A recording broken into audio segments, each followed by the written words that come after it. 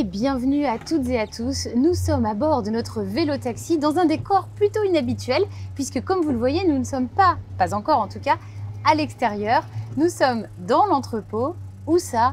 À Cugand, chez Damien Pi. Bonjour Damien. Bonjour. Alors aujourd'hui, on est dans la partie prête à livrer, c'est ça? On est où exactement? Alors aujourd'hui, on est dans la partie entrepôt en fait de Dantec. Donc nous, on a un site de 2500 m² en Vendée, à Cugand, et c'est là où on assemble le petit lave-vaisselle Bob. Et là, on est du coup dans la partie entrepôt avec toutes les pièces en fait qu'on utilise pour fabriquer les bobs, et derrière la ligne d'assemblage sur laquelle on vient assembler ces différentes pièces pour en faire des bobs.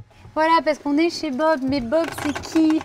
Alors Bob, c'est le meilleur ami en fait de tous les célibataires et les personnes sans enfants qui n'ont pas de lave-vaisselle, puisque c'est un petit lave-vaisselle autonome qui s'adresse aux petits foyers, donc 1 à 2 personnes. Sa spécificité, c'est qu'il n'y a pas besoin d'arriver d'eau. On le remplit comme une machine à café avec 3 litres d'eau par le dessus, et on met à l'intérieur la vaisselle quotidienne de 2 personnes, c'est-à-dire 6 assiettes, 4 verres, 2 tasses de bol et les couverts. D'accord, ça prend quand même un petit peu plus de place qu'une machine à café. Alors c'est un petit peu plus gros qu'une machine à café. Pour donner un ordre de grandeur, ça fait à peu près la taille d'un micro-ondes renversé, et donc on met quand même suffisamment de vaisselle dedans pour que ça convienne à l'usage de tous les jours d'un célibataire ou d'un couple sans enfants. Est-ce qu'on peut revenir à sa conception? À quel moment vous avez cette idée? Et ça va nous permettre de comprendre pourquoi l'entreprise s'appelle Dantec également. C'est mon associé, donc Antoine, qui a eu l'idée en 2019. Quand il est arrivé à Paris, il cherchait un lave-vaisselle, il l'a pas trouvé. Et en fait, c'est une idée qu'il a gardée dans un coin de sa tête. Il avait regardé en fait à la développer sous forme d'association, etc. Mais ça avait été assez difficile. On s'est rencontrés en 2015 à la BPI. Moi, j'étais en stage et lui était alternant. Et là, il me présente son projet de petit lave-vaisselle autonome. Bon voilà, ok, moi je n'étais pas ultra emballé à l'époque. Ah oui, c'est pas un coup de cœur tout de suite. Non, c'est pas du tout un coup de cœur. Exactement, non, mais c'est un choix de raison. Donc vous vous dites, ok, sympa, mais... Exactement, et en 2016, en fait, du coup, lui, il termine son alternance, moi j'étais encore étudiant. Et puis, à l'époque, il y avait un jeu concours avec 10 000 € à gagner, concours d'entrepreneuriat. Vous êtes étudiant en quoi à ce moment-là? J'étais étudiant alors en plein de choses. J'ai fait une école de commerce, une école d'ingénieur, une ENS et la Sorbonne en maths appliquées. Donc j'ai fait des maths, de la finance, de l'intelligence artificielle, de l'électronique, du commerce, du marketing, enfin voilà, un peu de tout. Mais pas de lave-vaisselle. Et pas de lave-vaisselle, il n'y a pas d'école supérieure du lave-vaisselle. Et donc en fait, lui, il me dit, voilà, vas-y, viens, on postule avec mon idée de lave-vaisselle à ce concours-là, il y a moyen de gagner et tout. Et donc du coup, on postule. Et comme on a postulé, on a commencé à faire un business plan. Ensuite, on a créé le statut de l'entreprise et ensuite, on a créé l'entreprise. Et c'est de là que tout a commencé. Et du coup, on l'appelait Dan, effectivement, en clin d'œil, nos 2 prénoms, Damien et Antoine, puisque l'idée, c'est d'avoir quelque chose un peu comme Dyson, où en fait,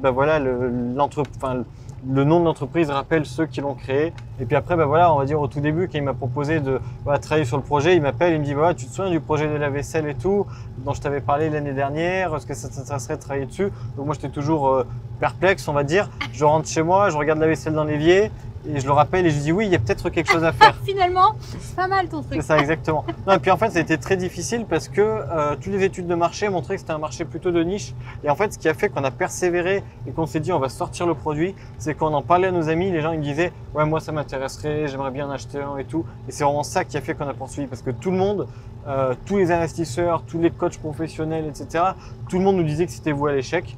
Et nous, en fait, comme on en parlait aux gens et que les gens qui pouvaient potentiellement l'acheter voulaient l'acheter, on s'est dit go, il faut le faire. On s'est dit qu'on crée ce projet-là aussi parce que on voulait prouver quelque chose. Moi, quand j'ai créé Dantec, c'était pour concevoir, fabriquer et commercialiser des appareils électroniques et électroménagers, dont le premier produit était Bob.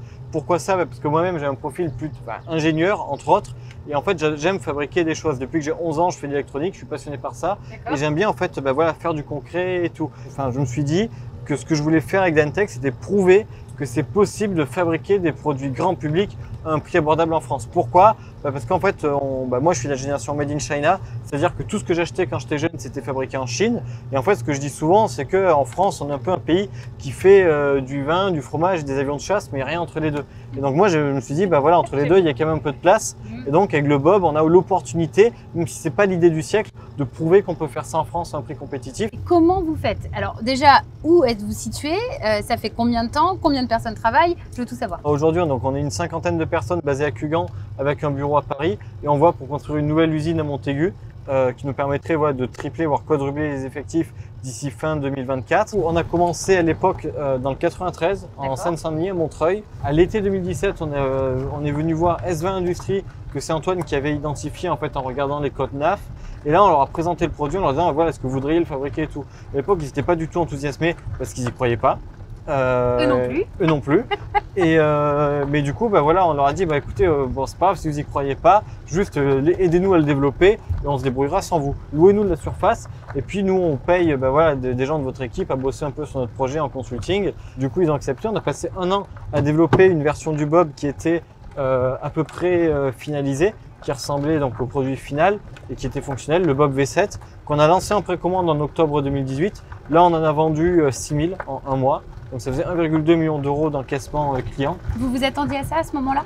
Nous, on visait 5000. Donc on a dépassé notre objectif, oui, c'était 6000. Clairement. Mais tous les investisseurs ne nous croyaient pas. Tout le monde nous disait déjà, si vous en faites 200, c'est pas mal. Pas mal. Tout. Ah oui, quand même. En fait, jamais personne n'a cru en nous. Alors, non, mais parce qu'en fait, le vrai problème, c'est qu'on est jeune. Enfin, surtout moi.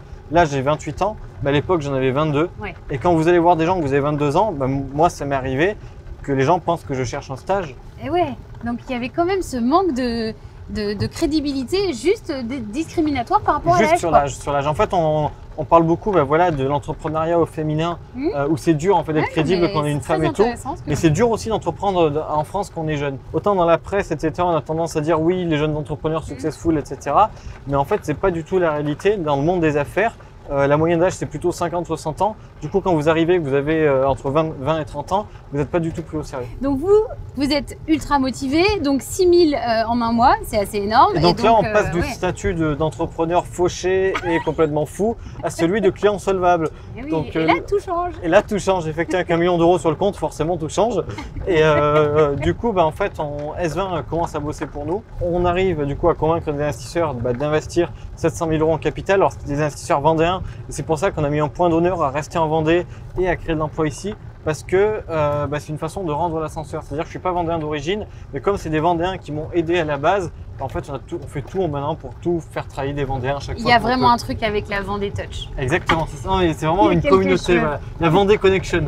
Mais bien sûr, et vous l'avez ressenti alors même que vous n'êtes pas originaire de ce territoire-là. Exactement. La Vendée, en fait, ce qui est bien, c'est cet écosystème-là. Il y a vraiment un côté, la jouet collectif. Et puis voilà, je suis membre des réseaux French Fab par exemple, dont tu es aussi membre. Voilà, David Soulard avec les meubles Gauthier, c'est lui l'animateur de la French Fab et tout. Et ça, c'est quelque chose qui est très appréciable. Qui est pas très loin d'ici d'ailleurs. Qui est pas très loin d'ici. Un petit clin d'œil aussi à David. Très belle entreprise. Et du coup, voilà, nous on est resté là pour ça. Pourquoi Bob? J'ai quand même pas posé la question. C'est un jeu de mots avec Bob l'éponge, parce que Bob le LSL plus besoin d'éponge, donc on peut jeter l'éponge et adopter Bob. Oh, j'adore. Ça, c'est super. Donc aujourd'hui, ça tourne comment? Vous êtes combien? Ça tourne à plein régime. Ouais. On est une petite cinquantaine. On prévoit de doubler d'ici fin 2023 avec la sortie de notre nouveau produit. Et aujourd'hui, on fabrique entre 100 et 200 bobs selon les jours, selon les besoins. Donc ça fait à peu près entre 2000 et 3000 bobs par mois en fonction des ventes. C'est énorme. C'est pas trop mal. Après, c'est pas... Ouais. Non mais c'est pas trop mal. C'est un succès, on va dire, par rapport à ce que font les autres entreprises start-up. Mais nous, voilà, nos modèles, c'est vraiment Thermomix, Dyson, etc. Et donc là, nous, le Bob, c'était un succès sur la première année. On a vendu 35 000 unités sur la première année de commercialisation du Bob. Donc plutôt une bonne réussite industrielle et commerciale. Donc on a fait 10 millions d'euros de chiffre d'affaires, on est rentable. Mais là, sur le Joe, donc notre prochain produit, le Thermomix du four, on a pareil tout en un qui fait four vapeur, micro-ondes, air fryer, grill, toaster et four. Donc vraiment, ça remplace tous les appareils de la cuisine. On vise 200 000 unités par an.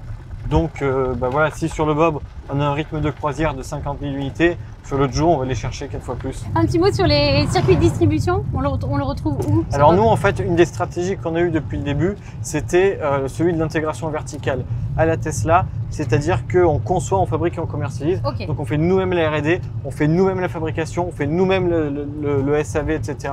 Et on est aussi nous-mêmes le distributeur. 90% de nos ventes aujourd'hui sont en ligne, donc directement sur notre site internet, ce qui nous permet de personnaliser le produit. Ouais. Donc on a 12 couleurs pour la porte, 2 pour le corps, blanc ou noir, et ça prend une semaine entre le moment où la personne commande et au moment où le produit est chez elle. Réactivité quand même. Très grosse réactivité. Et on est aussi présent chez les distributeurs, donc tout ce qui va être boulanger, on est dans tous les boulangers de France, les magasins Darty, Leclerc, Hyper U, enfin voilà, on nous retrouve dans tous les rayons de la vaisselle. En fait, et pourquoi avoir donné naissance à un petit frère pour Bob?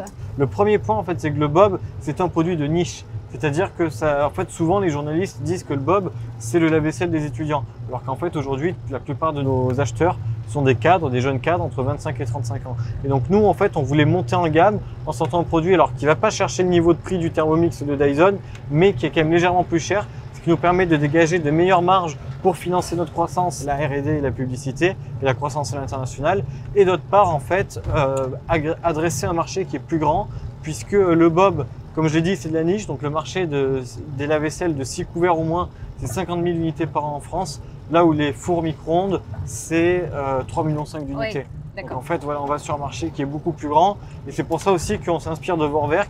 J'ai eu la chance d'échanger avec Pierre-Yves Buisson, qui est l'ancien PDG de Vorwerk Oui, tout à fait, bien sûr, qui est passé dans la saison 1 de Je vous conduis. D'accord. Du coup, en fait, je me suis beaucoup inspiré de ce qu'il nous a dit sur Vorwerk, et voilà, on s'est dit, en fait, il faut qu'on fasse le Thermomix du four, tout simplement. Qu'est-ce qu'on peut vous souhaiter? Parce qu'on a l'impression que ça va hyper vite. Ça va hyper vite, manifestement. Oui. C'est chouette, ça vous plaît ce rythme?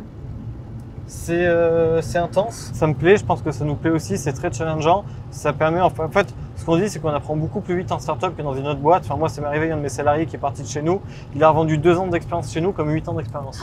La chance que j'ai, c'est du coup avoir une équipe qui est vraiment à fond. C'est-à-dire que voilà, je suis vraiment entouré de gens ultra exceptionnels, ultra motivés, et c'est quelque chose qui moi-même me motive d'être entouré de gens aussi brillants. Et puis, comme on est connu, voilà, aujourd'hui, je suis aussi conseillé en off par d'autres entrepreneurs qui ont réussi. Voilà, je pense à David Soulard, des Meubles Gauthier, que je remercie, Pierre-Yves Buisson, Yannick Firling, enfin voilà, beaucoup de gens, on va dire, ou Gilles Bonin, en fait, l'ancien DG de Candy Hoover. Voilà, pas mal de gens en fait qui ont eu une expérience entrepreneuriale intéressante et qui peuvent me conseiller. Oui, c'est forcément précieux. Exactement. Qu'est-ce que vous faites quand même quand vous avez du temps? Est-ce que vous avez du temps libre? Alors j'ai très peu de temps libre, mais j'essaye. Mais le temps, c'est comme tout, c'est que faut se donner les moyens d'en avoir. Du coup, en fait, je cours beaucoup. Je fais à peu près 3 demi-marathons par semaine. Ah, quand même. Et je trouve qu'en fait, la course, ça ressemble beaucoup à l'entrepreneuriat, parce qu'en fait, c'est un peu, voilà, faut foncer, faut pas trop se poser de questions. Voilà, on a mal, mais on continue à avancer.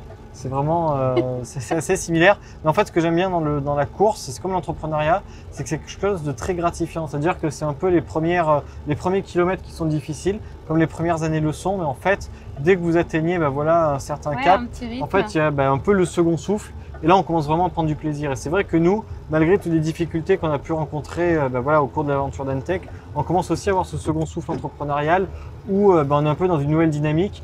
Et voilà, on se sent bien de faire ce qu'on fait. Une dernière question, c'est une invitation, à prendre ou pas, hein, c'est libre, à entonner une petite chanson, la chanson de la fin. Est-ce que vous écoutez de la musique? Est-ce que vous chantez? Alors, je suis très mauvais chanteur. Ouais, mais tout le monde me dit ça, donc je n'y crois pas. Non, mais moi c'est vrai, c'est-à-dire que à l'école, en fait, j'étais bon partout, sauf en musique et en sport.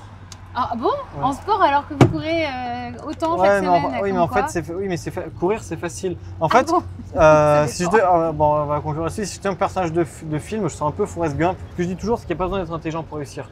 En fait, il faut juste être un fonceur. Et donc, quand on me demande le conseil que je donne aux jeunes qui veulent se lancer, ça serait cours, Forrest, cours.